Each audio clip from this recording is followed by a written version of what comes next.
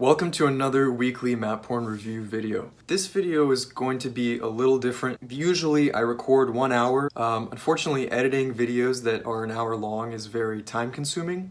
So to make things a little more manageable for me, I'm going to give myself a 5-minute time limit on each map. And if I find myself exceeding this time limit, what I'm going to do is make a whole separate video just for that map. So hopefully that'll make things a little more manageable for me to make it easier to keep producing these videos. Here we go.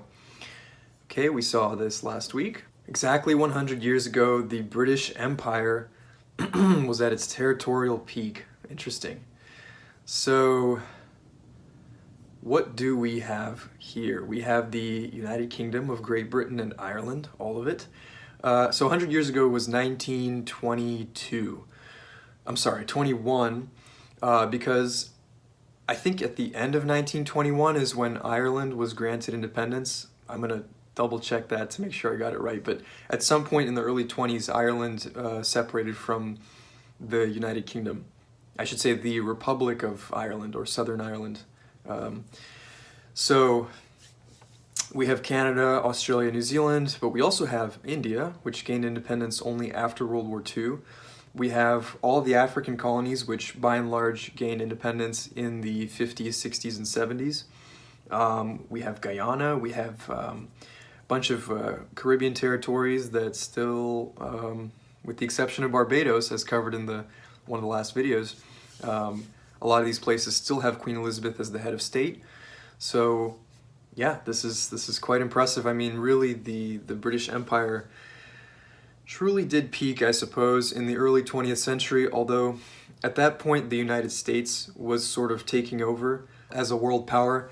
The US economy outgrew Britain's economy, I think, as early as 1870 maybe, or 1880, something like that, maybe even before that, actually. So on the one hand, 1921 was the peak of the British Empire territorially speaking. They also gained, by the way, Middle Eastern territories, Iraq, Syria, Kuwait, all of that as a result of World War I. But on the other hand, in terms of relative power, I think that Britain had slightly more influence on the world stage in the 19th century, or at least maybe leading up to World War I would say, something like that. So 1921 probably wasn't the peak of British imperial power in terms of political influence worldwide.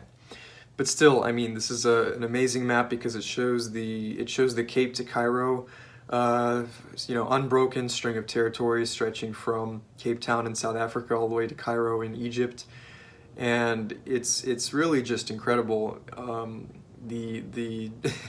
Just the extent of what the British were able to take control of, basically, and hang on to, more importantly, because the Spanish colonial empire had pretty much vanished at this point, the Portuguese as well, and the French still had their possessions in Africa, but their huge North American territories, Louisiana, was sold off to the United States way back in 1812. So, you know, Britain really was the last empire standing, aside from the Russian Empire, which you can see, I suppose, sorry, if we're talking about 1921, then this is, it's a very difficult time for Russia, but this is the Soviet, was it the Soviet Union, actually?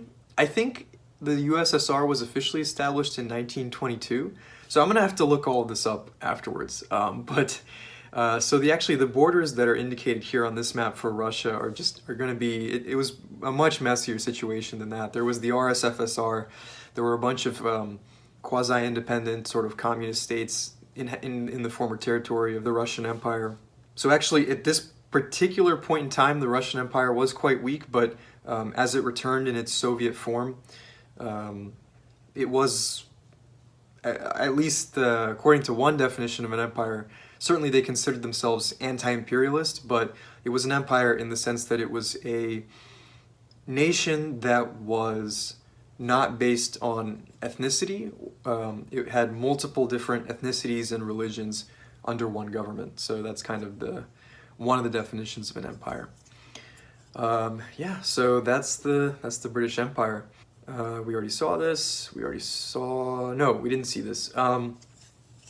Okay, so this one, this is basically, I don't know. I don't like this map very much for a few reasons. The first reason is if we entirely accept the premise, it's just they could have tried a little bit harder if they really want to maximize the blue territory and minimize the red territory. I mean, I suppose the red territory is fairly well chosen if you want to keep it contiguous. There's pretty much not really a more densely populated area of that size than I guess it looks like Bangladesh, and then Bihar, and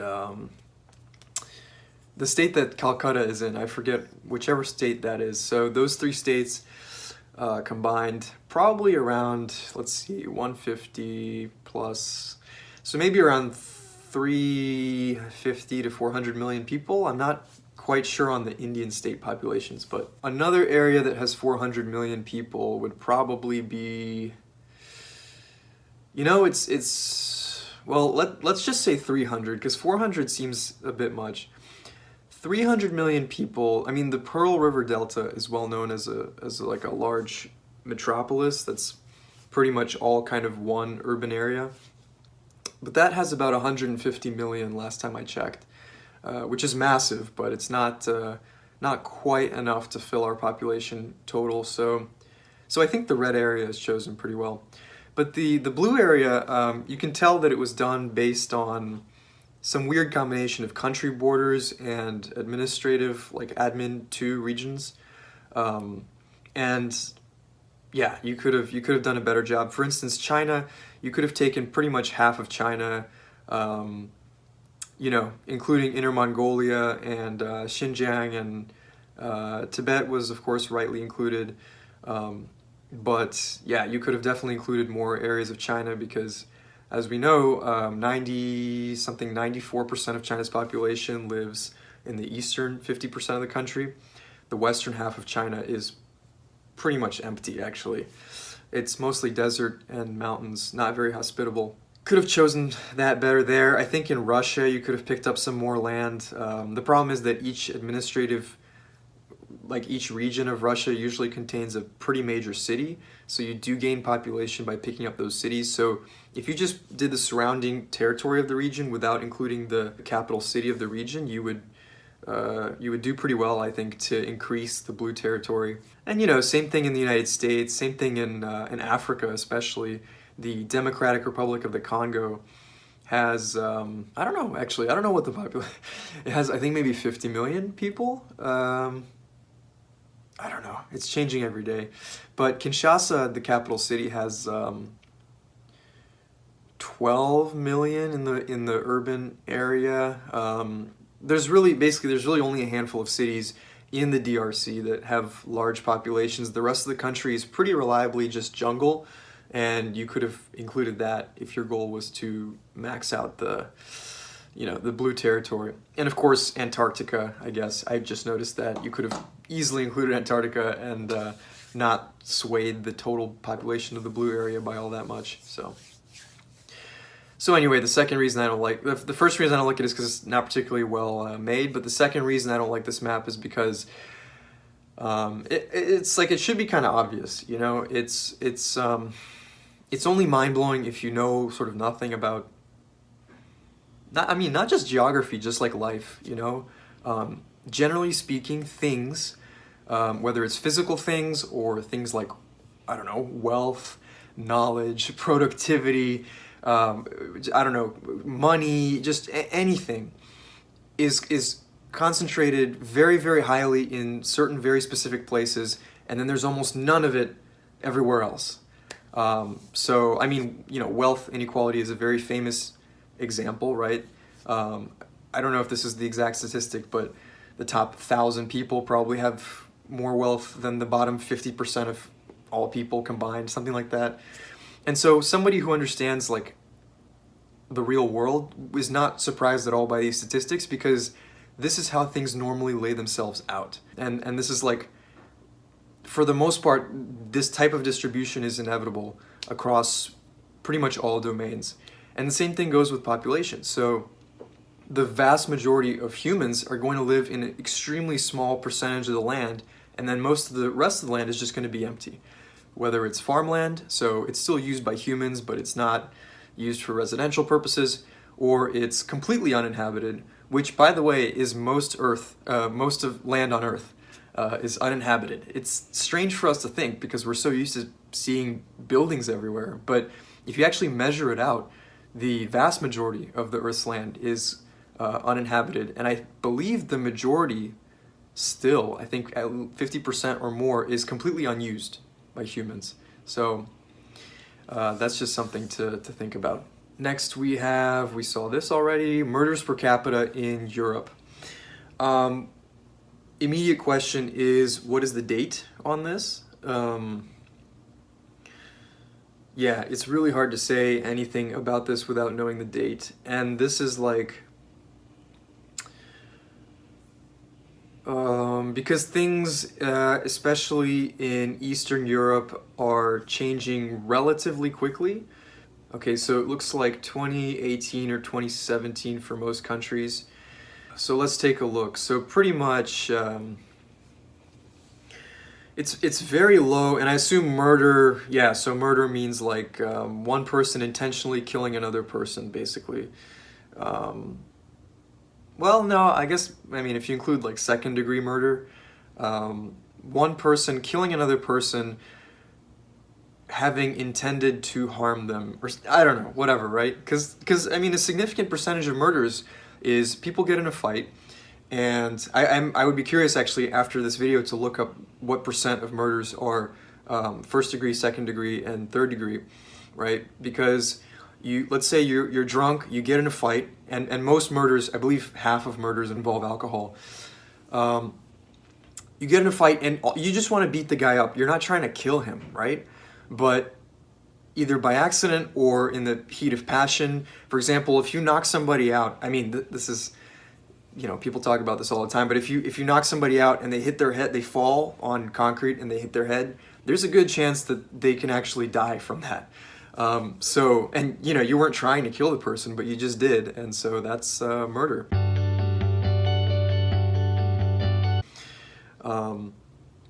So anyway, I wonder how it breaks down within those statistics, but in terms of trends, obviously Russia is way up there, Ukraine, pretty much all the former Soviet countries.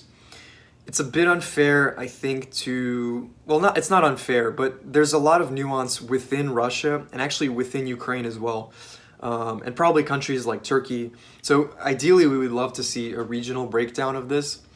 But Russia especially, just because it's a large country, Moscow is going to be very different from a provincial capital city, which is going to be very different from, for example, the Caucasian republics are probably going to differ a little bit from the other regions of Russia, and Turkey as well, because the difference in development between Istanbul in the west and some of the more Kurdish populated regions in the east is quite a big difference in human development. So Istanbul is pretty much a first-rate modern city, but if you go to eastern Turkey, you will find very much like third world conditions, and I'm sure that there's some effect there on the murder rate as well.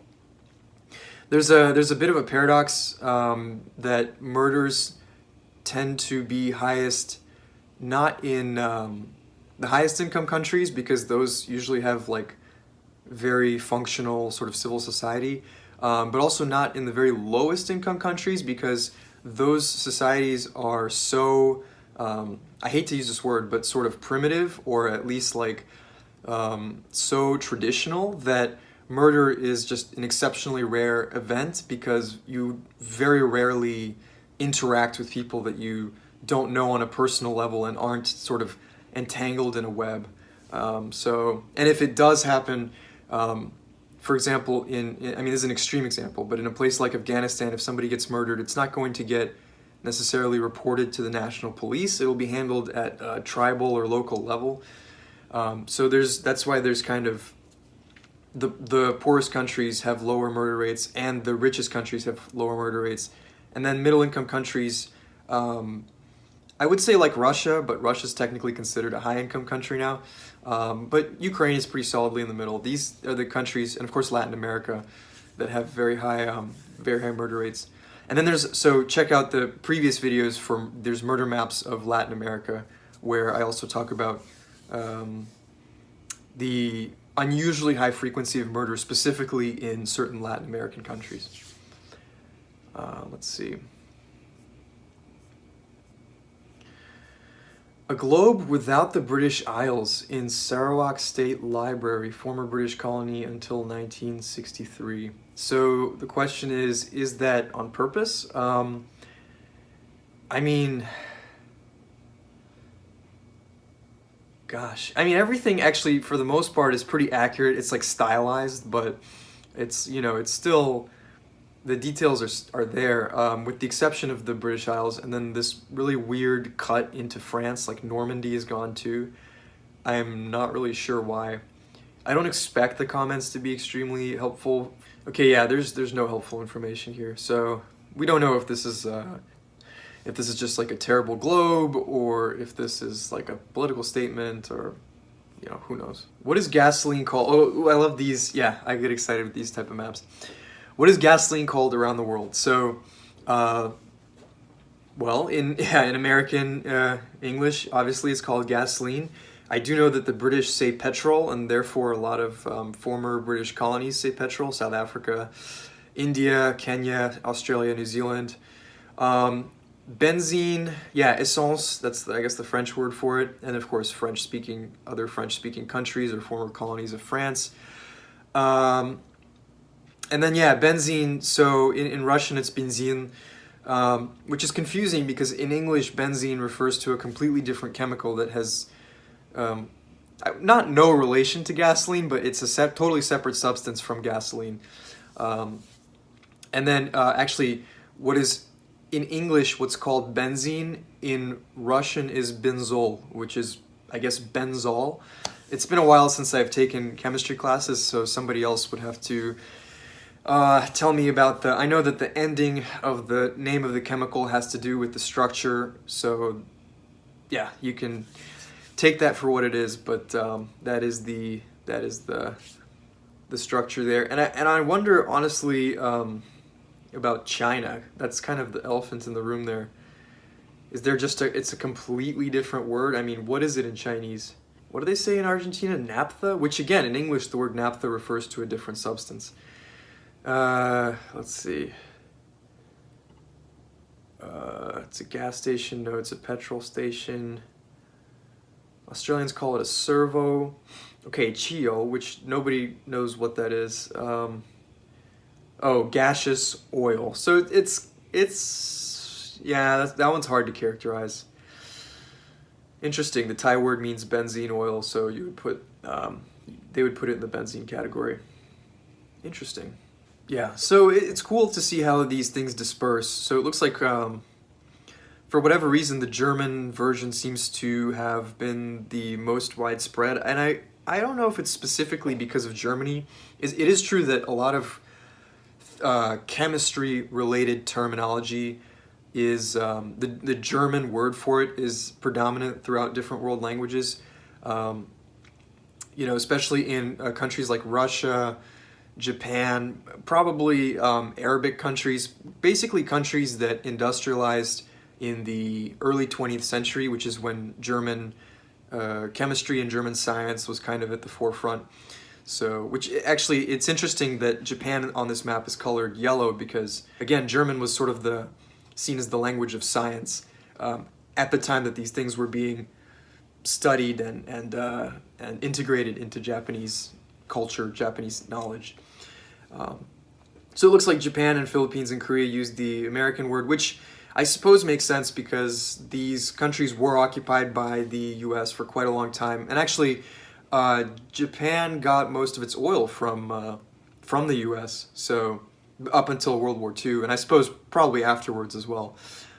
So that must have contributed, right? Because trade is a huge factor here.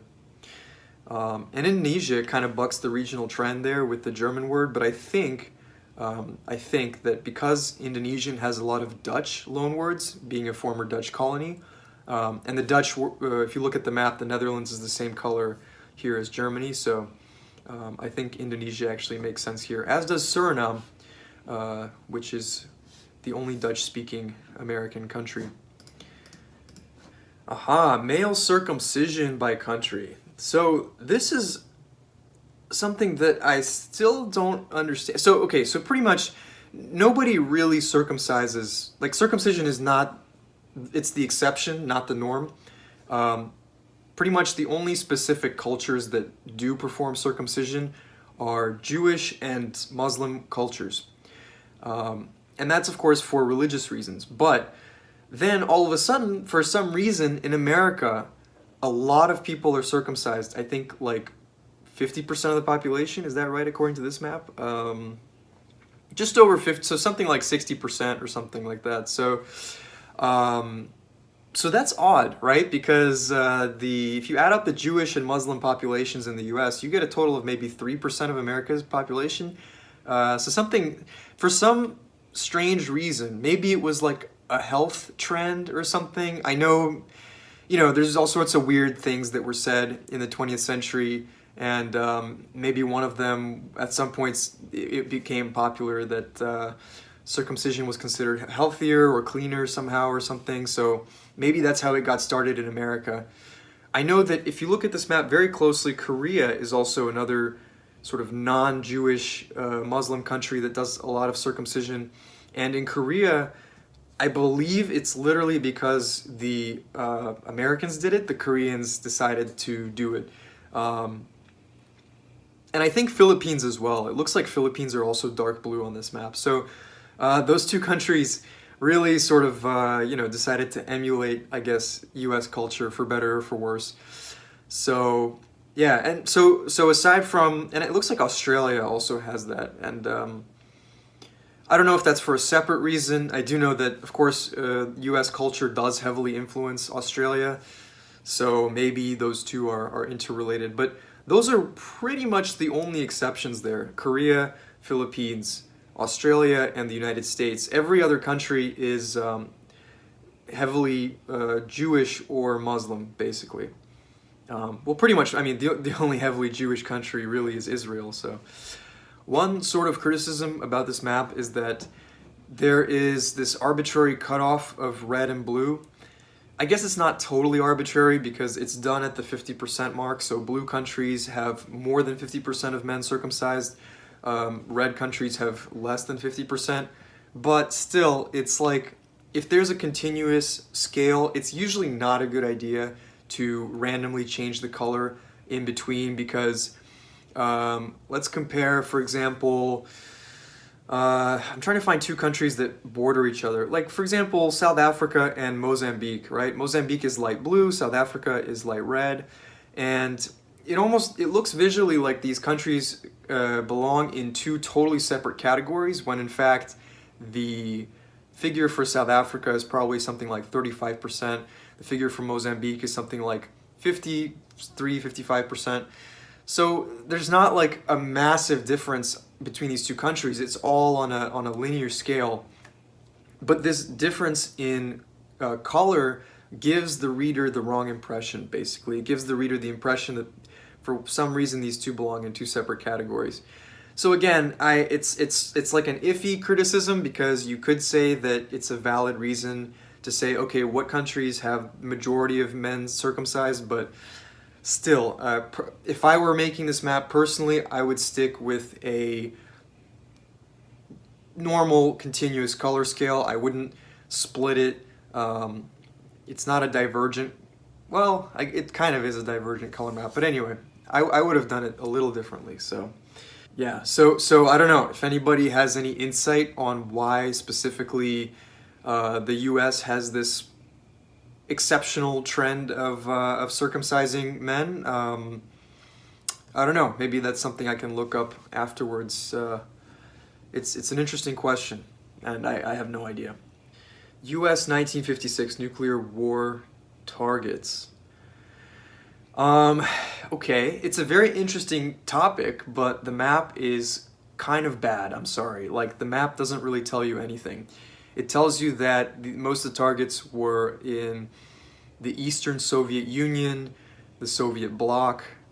I suppose there were plans to attack China as well, because 1956 is before the Sino-Soviet split, when China and the USSR kind of stopped being as friendly with one another. So I don't know. I wish this map was better. Okay, so how would I improve this map, right? Because looking at it right now, you really can't say anything, basically. It's just a bunch of random, the remote locations kind of on the Arctic Rim are going to be radar sites and things like that. And then everything else is pretty much either a major population center or a major military installation. So how would I improve this map? I would make the markers smaller and make them semi-transparent, so that as they stacked on top of each other, if you had, let's say, 10% opacity for each marker, 10 markers on top of each other would give you 100% opaque layer. And then, of course, so that way you could at least get a visual gauge of where are there more targets relatively compared to other areas. But I think that with this specific, so I think that would be a way to improve this exact map, but that seems kind of boring to me. The real interesting stuff with this data set is the specific locations. So what I would have done is, to be honest, I don't know. There's just too much data to really zoom in on any one specific spot. So, and this looks like a screenshot of an interactive map. What I would do is I would make it an interactive map where you can zoom around and click, and you can click on a location. It pops up what type, is it a military installation, is it a city, is it a factory, what is it? And then I think that would be super interesting just to explore. But this static screenshot really doesn't tell us all that much. So I'm trying to remember like what technology they had back then. So they had hydrogen bomb. I don't know if ICBMs were a thing yet. Like, that's really on the edge. I mean, in the 60s, they definitely were a thing, but I'm not sure about 1956, was it? Whether or not most of these bombs would have to be delivered by plane, which completely changes the game, because planes are much easier to detect and to shoot down and stuff like that. So, and of course they take much longer, right? The famous, people sort of growing up in the late 70s and 80s knew that if either country decided to initiate a nuclear strike against the other country, it would be 10 minutes, and pretty much everything would be over in about 15 minutes, because it would take a I want to say, like, what are they called? The Minuteman missiles, approximately, I think 10 or maybe even less minutes to reach Moscow from its launch point in North Dakota or wherever it was, and similar vice versa. So if there was, and of course there were, all these early warning systems and dead man switches and automatic launch systems that would launch a retaliatory strike at a certain moment. And so people famously, there were a couple famous incidents. On the Russian side, we know that there were at least 2 incidents of false alarm where the computer system detected, the one that I read about, the most famous one was, well, actually, the most famous one was probably the one with the missile submarine in Cuba, near Cuba, but then the other one was in the 80s, where a Soviet system detected, I think, 5 nuclear missiles heading towards Russia from the United States, and the operator of the system made the judgment call that if the United States were to launch a first strike against the Soviet Union, they would launch way more than 5 missiles. And so based on that information, and probably I think some other background knowledge as well, not just that, but he calculated that this is probably a false alarm, and he decided not to activate the retaliatory strike. So, and of course, we probably wouldn't be here, or maybe we would, but not in in any form that we recognize, if those missiles, retaliatory missiles, had been launched. So yeah, so I don't know if this would be airplane based or missile based, but you know, it would probably be missile. But then again, how would you? You know, just the sheer number of targets so close to the borders makes me think that it's mostly plane-based at this point in time, but yeah, I don't know. I'll just have to look it up. So, but anyway, this map could be improved, that's for sure. So let's keep going. Okay, the Earth. And this is going to be my last one for tonight, unfortunately. The Earth, yeah. This reminds me of like projects, not projects, but like just, you know, fun stuff I would do when I was a little kid, when I was like 10 years old. I loved digging in the river, and I never did stuff like this where I tried to replicate the world. I usually, you know, created my own little continents and stuff, but this is really cool. I almost wonder how it was done so precisely, you know? I wonder if it was done with like, maybe this is photoshopped actually, I'm not sure. Or maybe this was... It's done so precisely that it really makes me think it was photoshopped. Let me see what the comments say. But, I mean, you know, who knows? Maybe someone genuinely did this. Huh, Unreal Engine. Okay, this is a computer rendering, yeah, so it's not even a Photoshop. So that kind of shows you how good the renderings have gotten. Photorealistic renderings. It just, something seemed a little off. Actually, now that I look at it, it's weird because these plants are really small. So this looks like, this type of plant, I don't know what it's called, but this thing should be like a couple inches long there. But then these waves and these pebbles don't really, these look like small pebbles based on the water, the action of the water. So it just looks weird. It looks like some of the physics is off. Yeah, like these look like small pebbles here at the bottom, like 1 centimeter, you know, size for these ones here. And then that's kind of what the water looks like as well. But then you start looking at the plants, and the plants are like weirdly tiny. And they're also kind of spiky too, so it looks like somebody took like an aloe vera or like a cactus model and just shrank it down. Anyway, I'm spending too much time on this. Okay, so this was, wow, this actually went by pretty quickly, so, you know, I like that I'm not, like, exhausted by the end of this video, and also it's not going to take me, you know, 2 or 3 hours to edit, so this is good, and if we feel like there's not enough content, you know, there's always more to be made, so we'll see how things go, but, so yeah, that's it for this episode, and stay tuned for more.